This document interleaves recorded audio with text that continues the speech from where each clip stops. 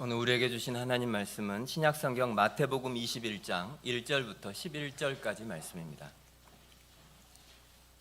신약성경 34페이지 마태복음 21장 1절부터 11절까지 말씀입니다.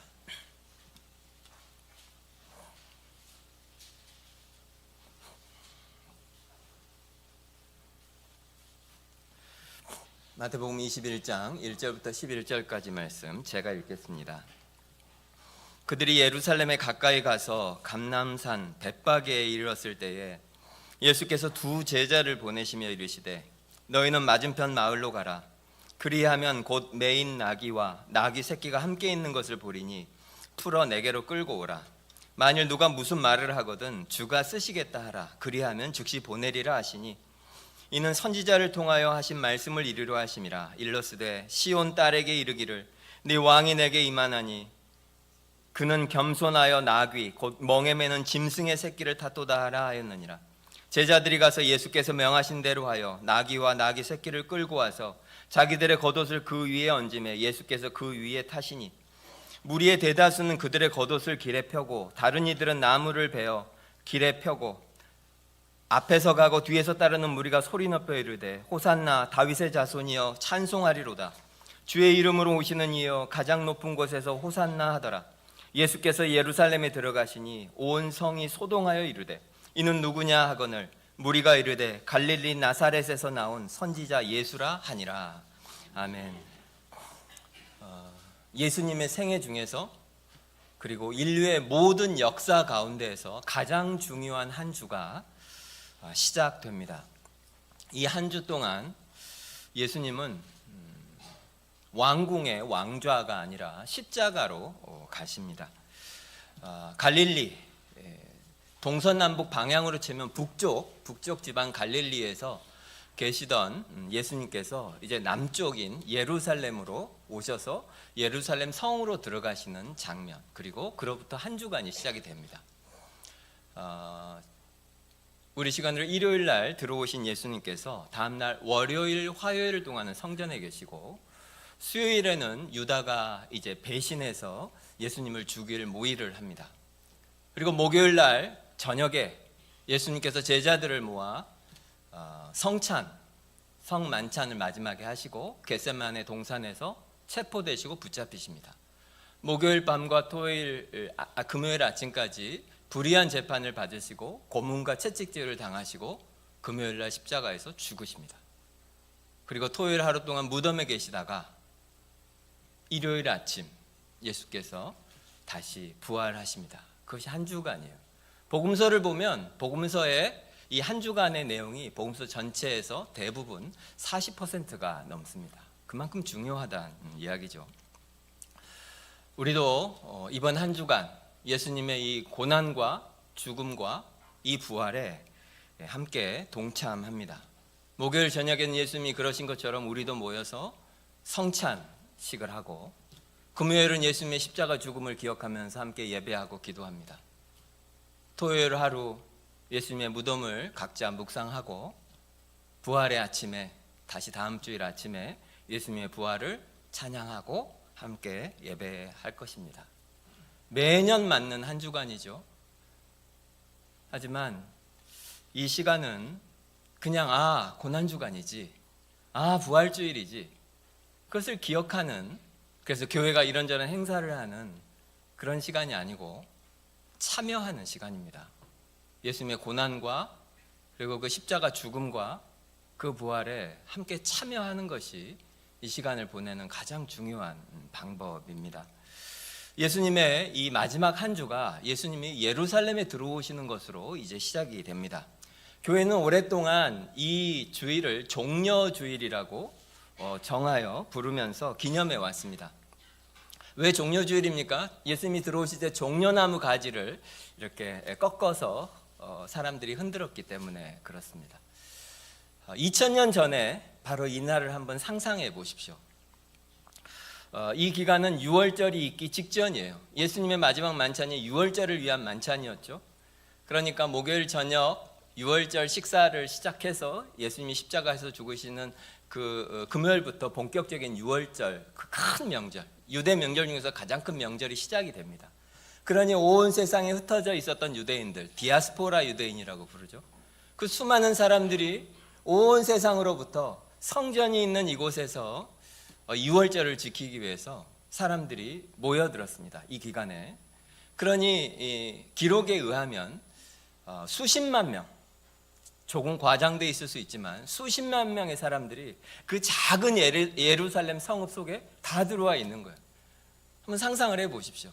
그 넓지 않은 그곳에 그렇게 많은 사람들이 다 모여 있으니 팔레스타인의 그 뜨거운 더위와 그 먼지와 더더군다나 로마의 압제 가운데 유대 사람들이 먼 곳에서부터 오직 유대인이라는 이름으로 다 모여서 예루살렘에 빽빽히 모여 있을 때 그 사람들 속에서 어떤 감정이 생겼을까요? 맞아, 나 유대인 맞지? 아, 우리가 다윗 왕을 통해서 우리를 다스렸던 그 하나님 백성 맞지? 그런데 우리 처지는 뭐지? 이런 알 수 없는 어떤 종교적인 그런 열망과 정치적인 열망, 이런 것들이 생겨나는 묘한 긴장이 흐르는 그런 시기입니다. 거기에 만약에 정말로 불 하나만 탁 불꽃만 튀어도 팍 폭발할 것 같은 그런 뜨거운 열기가 있는 그런 때예요. 그때 예수님께서 그 많은 사람들 속에 나타나시고 등장하십니다. 그러니까 오늘 본문에도 있지만 사람들이 어떻게 반응합니까? 종려나무 가지를 꺾어서 그 예수님이 오실 때 예수님을 보면서 그걸 막 흔들면서 호산나 호산나 다윗의 자손이여 찬송하리로다 주의 이름으로 오시는 이여, 막 그 예수님을 열렬히 환영합니다. 근데 방금 말씀드린 것처럼 이것은 그냥 단순한 환호가 아니에요. 호산나가 무슨 뜻인지 여러분 잘 아시죠? 주여 지금 우리를 구원하소서입니다. 하나님 우리를 지금 구원하소서. 호산나.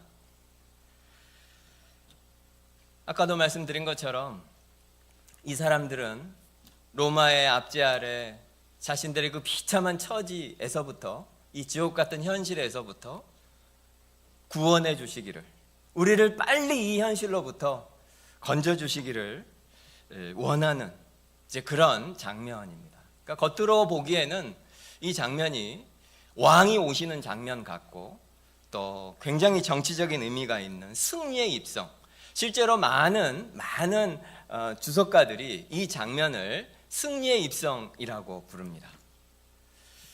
하지만 우리가 잘 알고 있는 것처럼 예수님께서 이렇게 뜨겁게 환영을 받으시는데 그 다음에 예수님께서 이 분위기에 걸맞은 곳은 왕궁으로 올라가서 왕좌에 앉으실 것 같지만 불과 며칠 후에 십자가에서 죽으십니다. 사람들은 지금 호산나 호산나, 지금 우리를 구원해 줄 왕이 왔다고 그 왕을 맞이하고 있지만 사실은 아니었던 거죠. 그들이 원하는 그것을 해줄 왕이 아니고 이분은 곧 며칠 후에 십자가에서 죽을 왕에게 막 이 사람들이 지금 왕을 환영하고 있어요. 이 사람들이 왜 환영합니까? 승리할 것을 믿기 때문에, 승리를 기대하기 때문이죠.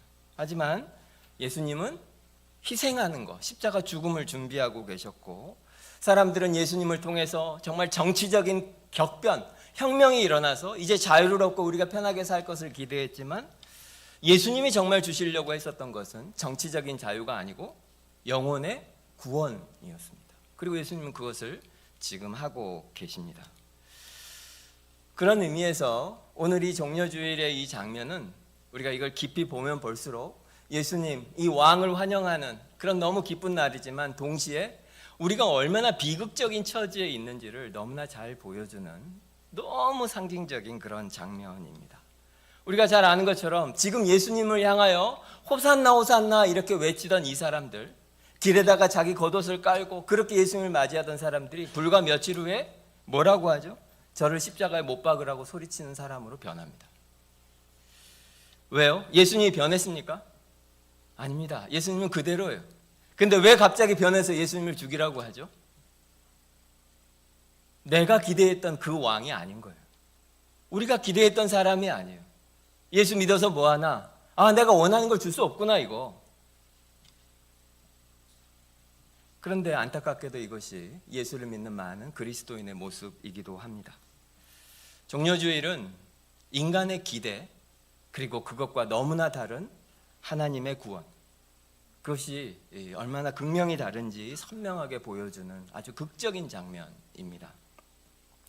오늘 본문을 자세히 보면 예수님께서 이 장면 하나하나 모든 일들을 의도하시고 마치 영화의 감독처럼, 그리고 굉장히 세심한 연출가처럼 아주 작은 일 하나까지 예수님이 다 말씀하시고 따르게 합니다. 제자들 둘을 콕 집어서 너희들 어디로 가라 이렇게 말씀하시죠. 그런 다음에 아무 나귀도 아니고 아무도 타보지 않는 나귀를 끌고 오게 합니다. 그런 다음에 500년 전에 스가랴에게 예언했던 바로 그 장면, 보라 네 왕이 내게 임하시나니 그는 겸손하여서 나귀를 타시나니 나귀의 작은 것 곧 나귀 새끼니라.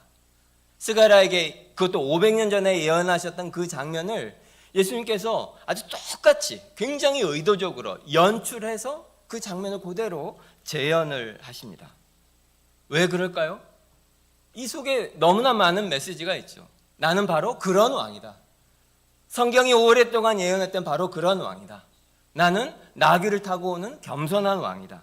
나는 구원을 가져오는 왕인데 너희들이 생각하는 세상의 왕과는 나는 다르다. 나는 성경이 말하고 있는 바로 그 왕이다.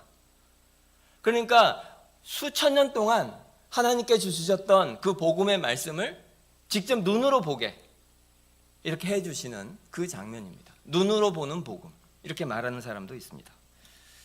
그런데 정말 진짜 놀라운 것은 이 영광스러운 장면을 보면서, 이 감동적인 장면을 보면서도 사람들은 예수님이 지금 보여주고 싶어 하시는 것, 예수님의 의도하시는 것, 복음과 하나님 나라, 그것을 보아야 되는데 그것을 보지 않습니다. 그리고 무엇을 봅니까? 자기가 원하는 왕을 봅니다. 자기가 원하는 세상을 봅니다. 예수님이 나귀를 타고 오시는데도 그걸 보고서도 하나님이 보여주고 싶어 하는 것을 보는 게 아니라 자기가 원하는 세상, 내가 원하는 내 인생, 내가 생각하는 나의 왕, 그것을 보고 있다는 거예요. 유진 피터슨 목사님은 이 부분을 이렇게 해설했어요. 군중은 메시아라는 단어는 맞게 선택했지만 그 메시아가 연기해야 할 구원의 각본은 자기들이 이미 짜놓고 있었다. 무슨 말인지 금세 아시겠죠? 자기 인생에, 우리나라의 미래에 다 자기들이 각본을 써두고 시나리오를 써둬요. 그런 다음에 어떻게 하죠? 예수님한테 이렇게 해달라, 이렇게 연기해달라, 그게 아니고 이렇게 하는 것이다, 이렇게 요구하고 있다는 겁니다. 사람들은 예수님을 환영하고 있지만 사실은 예수님을 환영하고 있는 게 아니에요. 무엇을 환영합니까? 자기들이 원하는 왕, 자기들의 마음의 소원이 있잖아요. 로마를 무찔러주고 이 고통으로부터 우리를 구원해주고, 그래서 이제 경제적인 문제, 내 삶의 문제, 이런 걸 해결해 줄 그 왕, 그 왕을 이 사람들은 기다리고 예수님이 바로 그런 분이라고 생각하고 예수님을 환영하고 있습니다. 우리가 돌아봐야 할 것은 이것이야말로 우리의 신앙에 있어서도 가장 큰 위험이라는 겁니다. 예수를 믿는다고 하는데 너무나 많은 경우에 우리는 성경이 말씀하시는 예수님, 예수님 스스로 말씀하시는 그 예수님이 아니라 내가 생각하는 예수님, 내가 원하는 예수님을 만들어서 믿고 있는 경우들도 너무너무 많다는 것입니다. 그러나 예수님은 우리가 무엇을 원하면 그 원하는 것을 다 주시는 분이 아닙니다. 때로는 우리를 사랑하시기 때문에 우리의 계획을 완전히 무너뜨리거나 좌절시키기도 하는 분입니다. 예수님 우리를 너무나 사랑하시지만 그분은 우리의 종으로 오신 것이 아니고 우리의 왕이십니다. 이거 완전히 다른 이야기예요. 예수님은 우리를 무한히 사랑하십니다. 하지만 그분은 우리의 종이 아니라 우리의 왕입니다. 사람들이 지금 호산나 호산나 막 이렇게 말하고 있죠. 이 사람들이 지금 원하는 게 무엇입니까? 왕이신 그분이 오셨으니까 내가 그분의 뜻을 이루어줘야 되겠다, 그렇게 환영하고 있는 것이 아닙니다. 이 사람들이 지금 환영하고 있는 이유는, 이 사람들이 진짜로 원하는 것은 뭐냐면 이 예수님을 통해서 이루고 싶은 내 인생입니다. 자기 인생. 그것을 원하는 거예요. 호산나 다윗의 자손이여 나를 지금 구원하소서 당신이 우리의 왕입니다 이렇게 말하지만 사실은 자기가 원하는 자기 인생에 그 예수님을 이용하려고 하고 있을 뿐입니다. 그래서 이것이 아프지만 우리 이야기이기도 하다는 것입니다. 우리도 다 계획이 있죠. 여러분도 다 계획이 있습니다. 내가 나이가 몇 살 정도 되면 이렇게 돼야 되고, 그리고 뭐 아파트는 내가 몇 평에 살아야 되고, 그리고 뭐 우리 아이는 뭐 이렇게 돼야 되고, 내가 은퇴하고 나면 난 이렇게 살아야 되고, 그런 계획이 다 있어요. 그리고 그렇게 인생이 흘러가기를 바랍니다. 그래서 기도할 때 제일 많이 하는 기도가 뭐죠? 여러분 하나님 나라를 위해서 기도하십니까? 하시겠죠. 하지만 우리가 진짜 많이 하는 기도는 하나님 제 인생을 이렇게 해주세요. 하나님 이 문을 열어주세요. 하나님 이 문제를 해결해 주세요. 하나님 이 길을 열어주세요. 이렇게 해주세요. 저렇게 해주세요. 그것이 우리가 제일 많이 하는 기도입니다. 하나님의 뜻을 물어서 그 하나님의 뜻에 내 인생을 바꾸거나 조종하려거나 내 계획을 수정하려고 하기보다 내가 원하는 것이 있고 원하는 그것을 하나님이 이루어 주기를 간절히 기도합니다. 그러면 그렇게 되나요? 잘 안 됩니다. 그래서 내가 원하는 대로 인생이 흘러가지 않으면 우리는 어떻게 되죠? 원망하고 낙심합니다. 반대로 내가 원하는 대로 인생이 흘러가면 오늘 여기 있는 사람처럼 호산나 호산나 찬양하고 찬송합니다. 내가 원하는 대로 잘 되지 않으면 심하면 예수님을 떠나기도 합니다. 왜 그럴까요? 그가 사랑한 것은 하나님이 아니고 예수님이 아니고 하나님을 통해서 내가 이루고 싶은 내 인생, 그것을 사랑했기 때문이에요. 그것을 얻지 못하니 하나님도 필요 없고 예수님도 필요 없고 교회도 필요 없는 거예요. 그리고 성경은 바로 그런 것을 우상이라고 부릅니다. 그게 우상이에요. 하나님보다 더 중요한 것, 예수님보다 더 사랑하는 것, 그것이 없으면 내 인생이 끝인 것 같은 거. 많은 것들이 있겠죠. 어떤 사람은 돈이고, 어떤 사람은 성공이고, 어떤 사람은 자녀들이고, 어떤 사람은 다른 사람의 인정이고, 여러 가지 것들이 있겠죠. 하지만 우리 마음을 잘 보십시오. 내가 진짜 두려워하는 것이 무엇인지, 그것이 우상입니다. 그것 없으면 끝이다. 그래서 그 우상 때문에 사람들은 나귀를 타고 오시는 예수님을 무시합니다. 멋진 백말, 군마죠.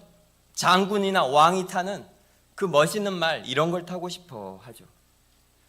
사람들은 내가 굴복하고 순종해야 될 왕을 원하는 것이 아니라 내 삶을 변화시켜줄, 나를 위해서 내가 원하는 것을 해줄 그 왕을 바라고 그 왕을 찾습니다. 그리고 그것이 얼마나 큰 착각인지 우리에게 성경이 말씀하시는 바로 그 본문이 오늘 우리가 읽고 있는 이 종려주일에 나귀를 타고 오신 예수님입니다.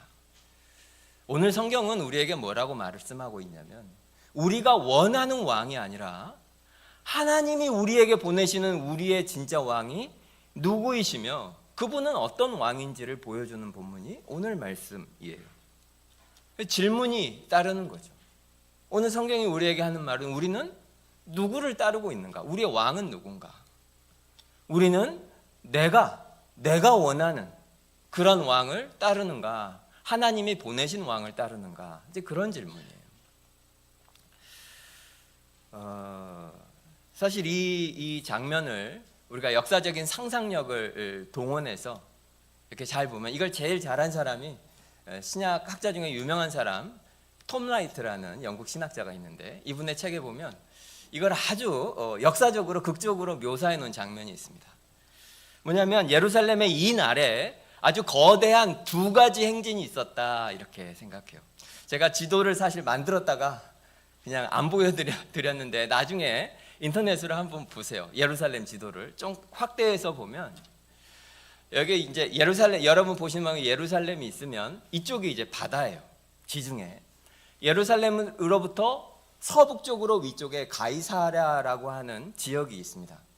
이 가이사랴는 당시에 이스라엘이 이제 로마의 통치를 받고 있었고, 로마 정부가 이 이스라엘을 통치하기 위해서 보낸 총독이 실제로 거주하고 있는 곳이 가이사랴고, 거기에 실제 로마 메인 부대들은 다 거기에 주둔해 있습니다.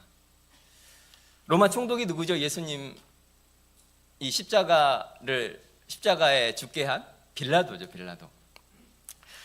실제로 그래서 이 빌라도는 가이사랴에 군대와 함께 이제 있었는데, 이제 예루살렘에 큰 일이 있을 때, 특별히 이렇게 유월절 같은 경우에는 아까도 말씀드린 것처럼 전 세계에 있었던 유대인들이 이제 모이니까 이게 무슨 일이 벌어질지 모르잖아요. 거기서 갑자기 누군가 나타나서 불을 지르면 갑자기 이 사람들이 막 혁명군으로 바뀔 수도 있고, 그 안에서 여러 가지 질서의 문제들이 있을 수도 있고, 그래서 그거를 통제하기 위해서 가이사랴에 있었던 빌립보 총독을 비롯한 로마 군인들이 특별히 더 많이 이제 예루살렘에 들어와서 유월절 이 명절이 끝날 때까지 이제 특별 경계 근무를 합니다. 그러니 이 시간에 가이사랴에 있었던 이제 총독을 비롯한 로마 군인들이 예루살렘으로 들어오는 장면을 한번 생각해 보십시오. 예루살렘이 여기 있으면 서북쪽에서 왔기 때문에 예루살렘 서쪽 문으로 이제 그들이 들어왔을 거예요. 이 장면이 상상이 되시죠?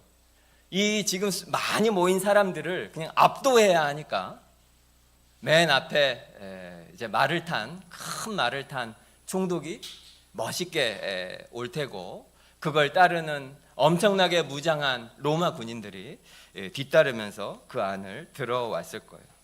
로마 제국의 힘을 과시하면서 힘에 의한 질서, 힘에 의한 통치, 힘에 의한 평화, 그것을 아주 극적으로 보여주는 그런 행진이 이제 있었을 테고, 이제 정반대가 바로 예수님이 들어오시는 장면입니다.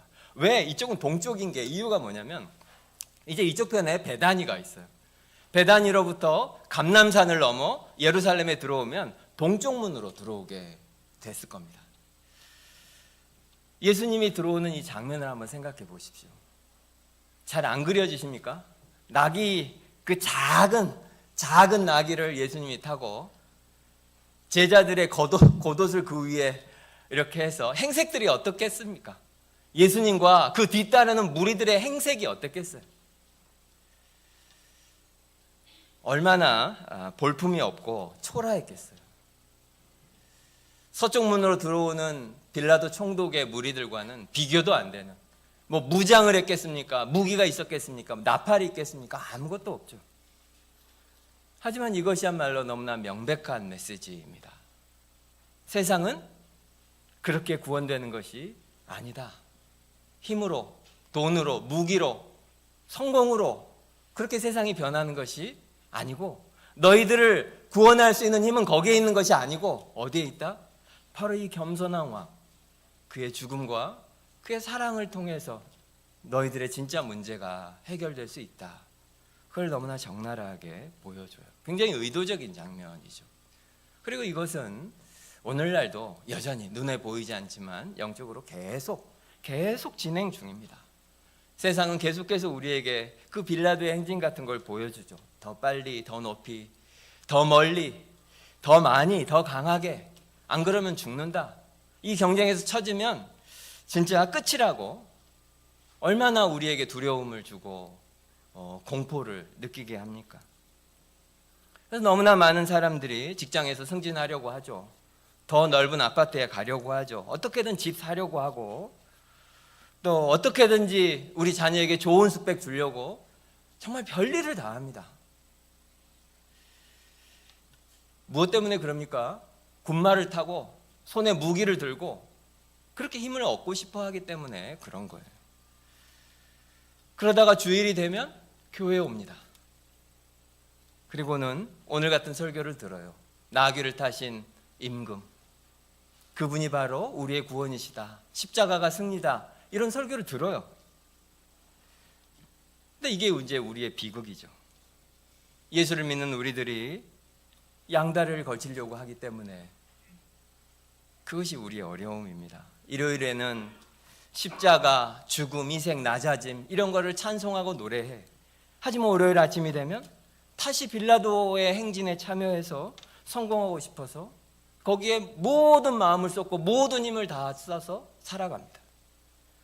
입으로는 겸손을 말하는데 손과 발은 그냥 치열한 경쟁에 뛰어들어서 살아가요. 이런 모순이 어디 있습니까?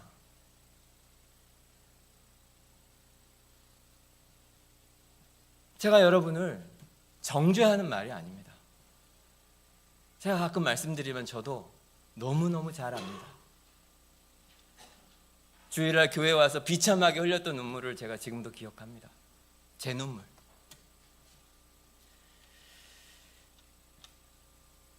그런데 예수님께서 분명히 경고를 하시는데 우리들은 두 왕을 겸하여 섬길 수 없습니다. 예수님도 섬기고 돈도 섬길 수 없습니다. 예수님도 섬기고 세상의 힘도 섬길 수 없습니다. 예수님이 직접 하신 말씀이에요. 나냐 세상이냐 택하라. 그게 예수님이 하신 말씀이에요. 제 말이 아닙니다. 우리는 결국 한 왕을 선택하고 그 왕을 섬기면서 살 수밖에 없어요. 왜냐하면 호산나라는 뜻이 왕이 우리를 구원한다잖아요. 왕이 다르면 구원도 다릅니다. 왕이 다르면 그 왕이 우리를 구원하는 방식도 다릅니다. 세상이 우리의 왕이면 그 왕은 우리에게 돈을 더 달라고 하고 힘을 더 가지라고 할 거예요. 예수님은 우리를 어떻게 구원하십니까? 죽어서 구원하십니다. 내가 죽어서. 사람들이 예수님을 이렇게 환영하는 이유는 너무나 명백해요. 자신들이 원하는 것이 있었기 때문이에요. 로마로부터 해방되고 내 궁핍함으로부터 이제 다윗 같은 왕이 오셔서 우리를 부강하게 해주고 부자 되게 해주고 편안하게 해주고 그럴 거라고 믿었기 때문이에요. 하지만 이 말이 틀린 말은 아니죠. 호산나 호산나 이 말이 틀립니까? 이건 마땅히 예수님이 받아야 될 말이에요. 맞아요. 그런데 정작 그 구원을 엉뚱한 데다가 쓰고 있는 것이 문제라는 거죠. 예수님이 구원자 맞습니까? 맞습니다. 호산나 다윗의 자손 맞습니다. 그런데 이 사람들은 구원을 엉뚱한 걸 구원이라고 생각하고 있다는 거예요. 그게 문제죠. 이 사람들이 원한 건 뭐죠? 환경의 변화입니다. 지금 나를 둘러싼 이 환경, 이것이 변화되는 것을 구원이라고 이 사람들은 말하고 있어요. 예수님은 그걸 해줄 뿐이고 그래서 호산나라고 말하고 있어요. 하지만 예수님은 무엇을 구원하십니까? 우리의 존재를 바꾸는 분입니다. 우리를 죄로부터 해방하여 완전히 새로운 사람, 새로운 생명을 주는 구원을 우리에게 주고 계시는 분이에요.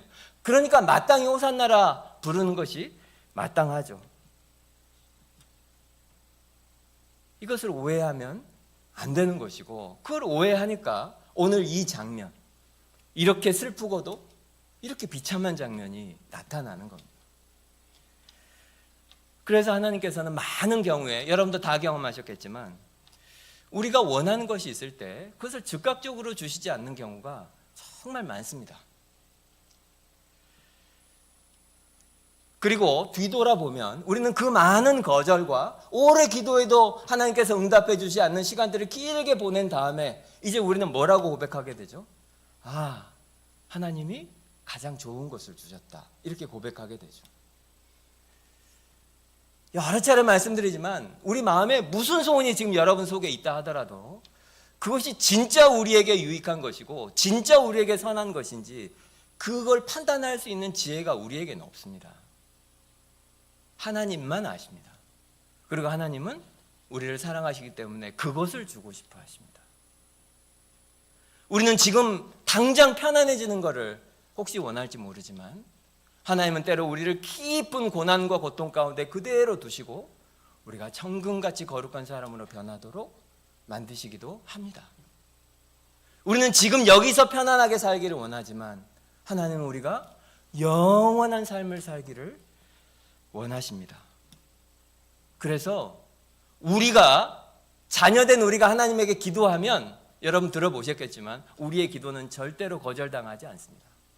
지금 거절당하는 것 같아도 하나님은 우리 마음이 진짜 필요한 거, 우리 영혼에 진짜 필요한 거, 그것을 주고 계십니다. 성령이 우리의 기도를 도우시나니 제가 지난번 설교한 적이 있죠. 우리가 나쁜 거 달라고 기도해도 하나님은 좋은 걸 주셔요. 우리를 사랑하니.